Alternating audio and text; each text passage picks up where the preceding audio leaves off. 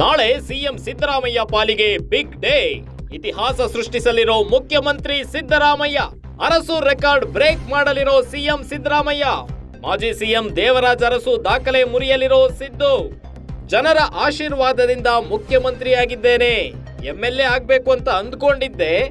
ಜನರ ಆಶೀರ್ವಾದದಿಂದ 2 ಬಾರಿ ಮುಖ್ಯಮಂತ್ರಿಯಾದೆ. ಇಂದಿಗೆ ಸಿಎಂ ಆಗಿ 7 ವರ್ಷ 239 ದಿನ ಪೂರೈಸಿರೋ ಸಿದ್ದು ಮಾತಿದು.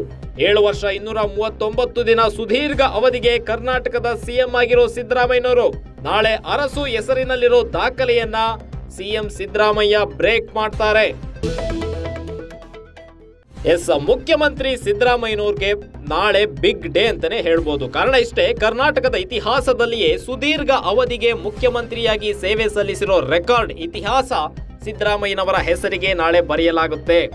ಯಾಕಂದ್ರೆ ಈ ಹಿಂದೆ ದೇವರಾಜ ಅರಸು ಅವರು ಸುದೀರ್ಘ ಅವಧಿಗೆ ಕರ್ನಾಟಕ ರಾಜ್ಯದ ಮುಖ್ಯಮಂತ್ರಿಯಾಗಿ ಕೆಲಸ ಮಾಡಿದ್ರು. ಅವರು ಸುಮಾರು 7 ವರ್ಷ 239 ದಿನ ಸುದೀರ್ಘ ಅವಧಿಗೆ ದೇವರಾಜ ಅರಸು ಅವರು ರಾಜ್ಯದ ಮುಖ್ಯಮಂತ್ರಿಯಾಗಿ ಕೆಲಸ ಮಾಡಿದ್ರು.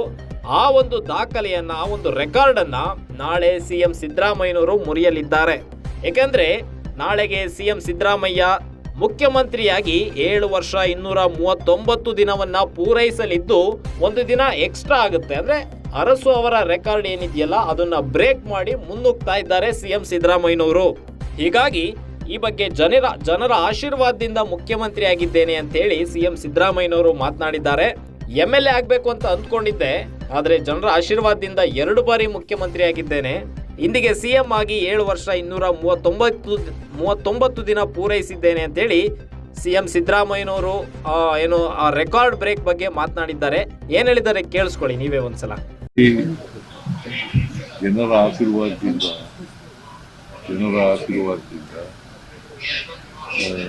ನಾಳೆ ಆದರೆ ದೇವರಾಜ ಅರಸು ಅವರು ಏನು ದೀರ್ಘಕಾಲ ಮುಖ್ಯಮಂತ್ರಿ ಆಗಿದ್ರು ಅದನ್ನ ಸರಿಗಟ್ಟತಕ್ಕಂಥ ಕೆಲಸ ಆಯ್ತು. ಒಂದೇನಪ್ಪ ಸಂತೋಷ ಅಂತಂದ್ರೆ, ದೇವರಾಜ ಅರಸರವರು ಮೈಸೂರು ಜಿಲ್ಲೆಯವರು, ನಾನು ಮೈಸೂರು ಜಿಲ್ಲೆಯವರು. ನಿರೀಕ್ಷೆನೇ ಮಾಡಿದ್ರು ನಾನು ಚೀಫ್ ಮಿನಿಸ್ಟರ್ ಆಗ್ತೀನಿ ಅಂತಿಲ್ಲ, ಮಿನಿಸ್ಟರ್ ಆಗ್ತೀನಿ ಅಂತ ನಿರೀಕ್ಷೆ ಮಾಡಿದ್ದೆ. MLA ಆಗ್ಬೇಕು ಅಂತ ಅನ್ಕೊಂಡಿದ್ದೆ. ಒಂದ್ಸಾರಿ ತಾಲೂಕು ಬೋರ್ಡ್ ಮೆಂಬರ್ ಆದ್ಮೇಲೆ MLA ಆಗ್ಬೇಕು ಅಂತ ಅನ್ಕೊಂಡಿದ್ದೆ. ಸೊ ಈಗ 8 ಚುನಾವಣೆಗಳಿಗೆ ಗೆದ್ದಿದ್ದೀನಿ. 8 ಚುನಾವಣೆಗಳಿಗೆ 2 ಪಾರ್ಲಿಮೆಂಟ್ ಸೋತಿದ್ದೀನಿ, 2 ಅಸೆಂಬ್ಲಿ ಸೋತಿದ್ದೀನಿ. ಸೊ 4 ಚುನಾವಣೆಗಳು, 12 ತಾಲೂಕು ಬೋರ್ಡ್ ಸೇರಿ 13 ಚುನಾವಣೆಗಳು ಗೆದ್ದಿದ್ದೀನಿ. 13 ಚುನಾವಣೆಗಳು ಮಾಡಿದ್ದೀನಿ. ಅವರು ಸಾಮಾಜಿಕವಾಗಿ ಹಿಂದುಳಿದವರಲ್ಲ, ಸಾಮಾಜಿಕವಾಗಿ ಮುಂದುವರೆದವರು. ಅರಸು ಇದೆಯಲ್ಲ, ರೂಲಿಂಗ್ ಕ್ಲಾಸ್, ಪಾಪ್ಯುಲೇಷನ್ ವೈಸ್ ಕಡಿಮೆ. ಪಾಪ್ಯುಲೇಷನ್ ವೈಸ್ ಬಹಳ ಕಡಿಮೆ ಇರ್ತಕ್ಕಂಥ ಪಾಪ್ಯುಲಾರಿಟಿ ಬಂದಿದ್ದಂಥ ಮುಖ್ಯಮಂತ್ರಿಗಳು. ಸೊ ಅವರು, ನನಗೂ ಅವ್ರಿಗೂ ಕಂಪ್ಯಾರಿಸನ್ ಇಲ್ಲ. No comparison between me and ಸನ್ನಿವೇಶ ಬಂತು.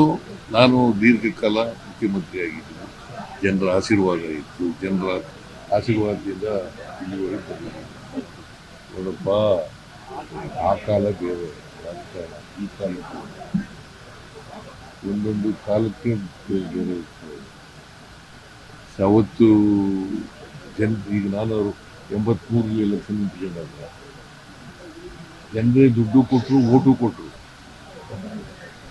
ದೇವರಾಜ ಅರಸರವರು ಮುಖ್ಯಮಂತ್ರಿ ಆಗಿರುವಾಗ, ಅವ್ರು ಎಲೆಕ್ಷನ್ ನಿಂತ್ಕೊಳ್ಳುವಾಗ ಜನ ದುಡ್ಡು ಕೊಟ್ಟು ಎಲೆಕ್ಷನ್ ಮಾಡ್ತಾ ಇದ್ರು. ಒಂದ್ಸಾರಿ ಯುನಾನಿಮಸ್ ಆಗಿ ಗೆದ್ದಿದ್ವಿ 65. ಸೊ ಆ ಕಾಲ ಬೇರೆ, ಈ ಕಾಲ ಬೇರೆ, ಬದಲಾವಣೆ ಆಗ್ತಾ ಇರ್ತದೆ. ಈ ಅವಧಿ ಕಂಪ್ಲೀಟ್ ಮಾಡಿಬಿಟ್ರೆ ನೀವು ಆಲ್ ಟೈಮ್ ರೆಕಾರ್ಡ್ ಯಾರು ಬ್ರೇಕ್ ಮಾಡಕ್ ಸಾಧ್ಯ ಇಲ್ಲ. ಮತ್ತೇನಿಲ್ಲ, ರೆಕಾರ್ಡ್ ಯಾವಾಗಲೂ ಬ್ರೇಕ್ ಮಾಡಕ್ಕೆ ಇರೋದು. ಯಾವುದು ಇನ್ನೊಬ್ರು ಬರೋದೇ ಇಲ್ಲ ಅಂತ ನಾನು ಹೇಳಕ್ ಹೋಗಲ್ಲ. ಬರಬಹುದು, ನಮ್ಮ ರೆಕಾರ್ಡನ್ನು ಬ್ರೇಕ್ ಮಾಡ್ತಕ್ಕಂಥವ್ರು ಬರಬಹುದು, ಅಥವಾ ನನಗಿಂತ ಜಾಸ್ತಿ ಬಜೆಟ್ ಮಂಡಿಸೋರು ಬರಬಹುದು. ಹಣಕಾಸು ಮಂತ್ರಿ ಸಿದ್ಧತೆಗಳು ಮಾಡ್ತಾ ಇದ್ದೀವಿ. ಸಂಕ್ರಾಂತಿ ಆದ್ಮೇಲೆ ಸಂಪೂರ್ಣ ನ್ಯೂಸ್, ನಮ್ಮ ನಡಿಗೆ ವಾಸ್ತವದ ಕಡೆಗೆ. ಇದು ನಿಮ್ಮ ಧ್ವನಿ.